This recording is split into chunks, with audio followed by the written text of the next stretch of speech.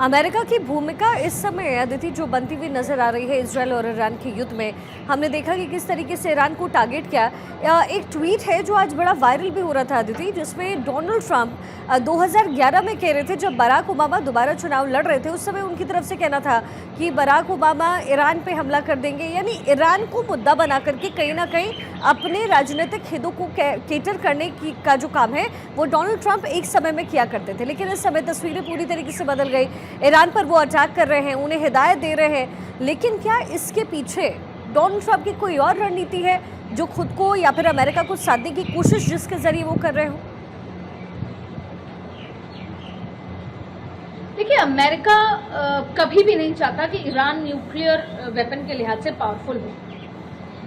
America हमेशा से चाहता था, क्योंकि ये जो पूरे मिडिल ईस्ट का अगर हम जिक्र करें तो एक ईरान अगर न्यूक्लियर पावरफुल हो जाएगा तो वो कहीं ना कहीं पूरी वेस्टर्न कंट्री के लिए खतरे के लिहाज से हो जाएगा। और वो कभी भी नहीं चाहता। और अमेरिका की खुद की केवल इतनी ये एक बहुत बड़ा रीज़न है कि वो नहीं चाहता कि ईरान पावरफुल हो। और ऐसे में पहले से भी आपने देखा होगा, और भी बहुत सारे ट्वीट जिसमें उन्होंने कहा कि अगर न्यूक्लियर डील अमेरिका के साथ की होती, तमाम तरीके की ऐसी बात, तो वो अमेरिका को इंडिपेंडेंट नहीं होना चाहता न्यूक्लियर। देखिए, बहुत सारे विश्व में बहुत सारे देश हैं जो न्यूक्लियर तरीके से पावरफुल है। अगर ईरान भी हो जाएगा तो क्या फर्क पड़ेगा। लेकिन अमेरिका इसमें नहीं चाहता कि इस पूरे इलाके में अगर कोई ऐसा पावरफुल होता है, क्योंकि इजराइल भी इस लिहाज से जो लड़ रहा है उसमें कहीं ना कहीं अमेरिका का एक बहुत बड़ा रोल है। ठीक वैसे ही जैसे यूक्रेन लगातार लड़ता रहा, क्योंकि अमेरिका की तरफ से पैसा यूक्रेन को जाता रहा था।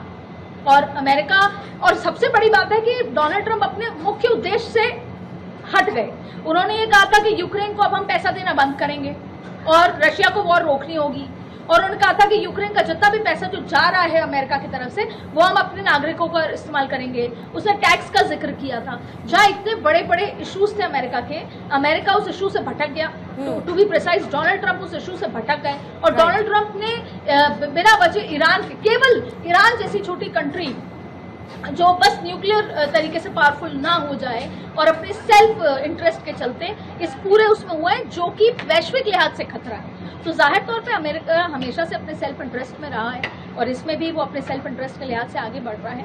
लेकिन भारत प्रतिबद्ध है। देखिए, इस पूरे युद्ध की स्थिति में सबसे पहले महत्वपूर्ण, सबसे पहली बात क्या निकल कर आती है कि भारतीय जो रह रहे हैं वहाँ पर वो सुरक्षित रहे। और आज से नहीं, मैं आपको बताना चाहूँगी, अगर हम जिक्र करें कई ऑपरेशंस जो पुराने हुए हैं, उन ऑपरेशंस का जिक्र करें, जैसे कि कुछ ऑपरेशंस का मैं आपसे नया नाम लूँगी।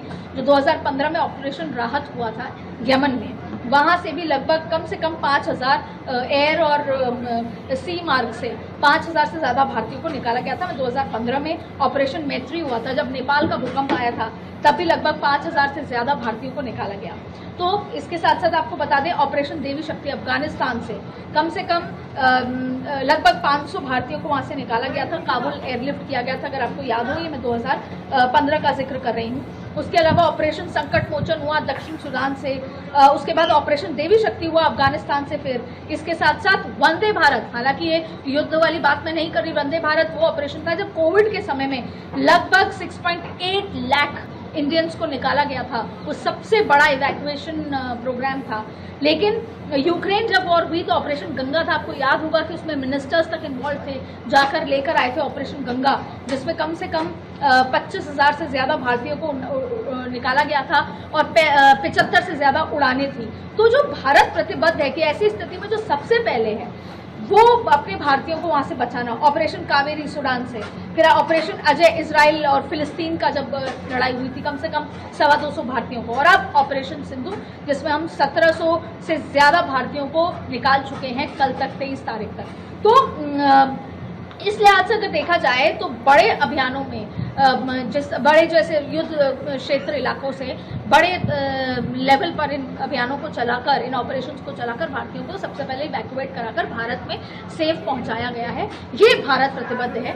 लेकिन अब इसके आगे का स्टेप ये है कि इस वॉर को किस तरीके से शांति अपील की जाए और वैश्विक और अंतर्राष्ट्रीय स्तर पर इसको किस तरीके से न्यूट्रलाइज करके इसको रुकवाया जाए। क्योंकि अगर ये चलती रहेगी और ये ऐसी जिस लिहाज से चल रही है तो जानमाल के साथ साथ वैश्विक जो खतरा है वो कहीं ना कहीं, क्योंकि फिर कई कंट्रीज जो है इसका न्यूट्रल स्टैंड है, कई कंट्रीज ऐसी हैं जिनका स्टैंड उनके दूसरी ईरान के साथ है, ज़्यादातर इसराइल के साथ है, क्योंकि जो वेस्टर्न कंट्रीज़ हैं वो अमेरिका के चलते इसराइल के साथ है। तो ऐसी स्थिति में आगे अगर अमेरिका पूरी तरीके से खुलकर आता है तो ये एक वैश्विक खतरे के लिहाज से देखा जा सकता है जाहिर तौर पे। और इसमें पाकिस्तान की भूमिका को लेकर के भी सवाल कई तरीके के उठ रहे हैं अदिति, क्योंकि पाकिस्तान जिस तरीके से इजराइल के खिलाफ आग उगल रहा था, उसके बाद डोनाल्ड ट्रंप से उसकी मुलाकात होती है, मुनीर उनसे मुलाकात करते हैं और फिर मुलाकात होते ही नज़रिया जो है वो पाकिस्तान का बदल जाता है। कम से कम संदेश तो यही देने की कोशिश की जाती है।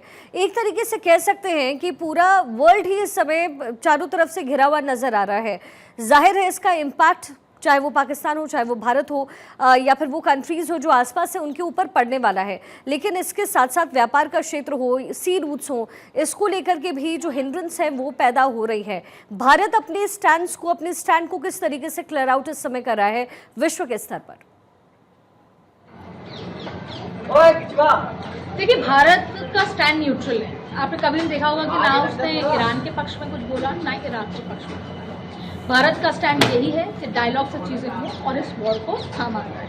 अमेरिका का स्टैंड क्लियर है और ईरान ने भी उसके रिप्लाई में यही कहा है कि अगर अमेरिका इस वॉर के बीच में आता है तो वो इसमें बुरी तरह फंसेगा। देखिए, दुनिया के अधिकांश मुस्लिम देश ने सऊदी अरब से लेकर तुर्की की निंदा की है। और जैसे हम इसलिए बात कर रहे हैं क्योंकि जैसे तुर्की का स्टैंड क्या था जब पाकिस्तान और भारत का इशू आया था, और इसी तरह ईरान के पड़ोसी जो मुस्लिम देश हैं, जैसे अगर मिस्र का जिक्र कर लें, लेबनान का जिक्र कर लें, इसके साथ साथ इराक जैसे देश हैं, उन्होंने भी इजराइल हमले की निंदा की है। लेकिन इसके अलावा मुस्लिम देशों के जब बयान जारी होते हैं तो इजराइल की निंदा तो की, लेकिन खुलकर ईरान के साथ भी खड़े नहीं हुए। यानी कि वेस्टर्न कंट्री और अमेरिका से डरकर ज्यादातर साथ है। लेकिन भारत का स्टैंड अपना यही है कि ना हम इराक के भी साथ हैं, ईरान के भी साथ हैं, और ऐसी स्थिति में डायलॉग होना चाहिए।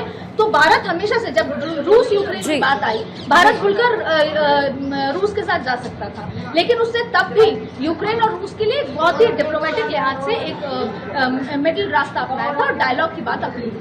तो ऐसी स्थिति में अगर डोनाल्ड ट्रंप चाहते हैं कि वो बहुत तमाम तरीके की चीजें हैं, तो अमेरिका सेंट्रिक ये लड़ाई जिसमें पूरा विश्व चलता नजर आ रहा है, अगर आगे वाली स्थिति पैदा होती। बिल्कुल।